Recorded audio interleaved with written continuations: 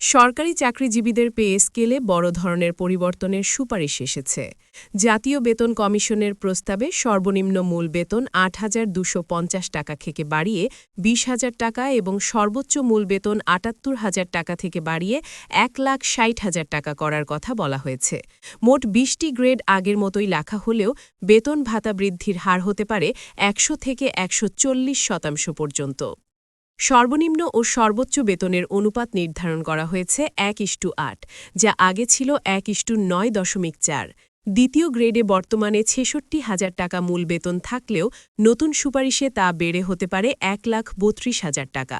তৃতীয় গ্রেডে ৫৫,৫০০ টাকা থেকে বাড়িয়ে ১,১৩,০০০, চতুর্থ গ্রেডে ৫০,০০০ থেকে ১,০০,০০০ এবং পঞ্চম গ্রেডে ৪৩,০০০ টাকা থেকে বাড়িয়ে ৮৬,০০০ টাকা করার প্রস্তাব দেওয়া হয়েছে।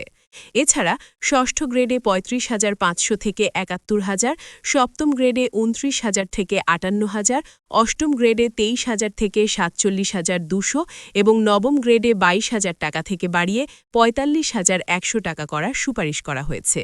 দশম গ্রেডে মূল বেতন ১৬,০০০ থেকে ৩২,০০০, একাদশ গ্রেডে ১২,৫০০ থেকে ২৫,০০০ এবং দ্বাদশ গ্রেডে ১১,৩০০ টাকা থেকে বাড়িয়ে ২৪,৩০০ টাকা নির্ধারণের প্রস্তাব রয়েছে। নিম্ন ধাপগুলোতেও বড় পরিবর্তনের কথা বলা হয়েছে। ত্রয়োদশ গ্রেডে ১১,০০০ থেকে ২৪,০০০, চতুর্দশ গ্রেডে ১০,২০০ থেকে ২৩,৫০০, পঞ্চদশ গ্রেডে ৯,৭০০ থেকে ২২,৮০০ এবং ঊনবিংশ গ্রেডে সর্বনিম্ন বেতন ৮,৫০০ টাকা থেকে বাড়িয়ে ২০,৫০০ টাকা করার সুপারিশ এসেছে।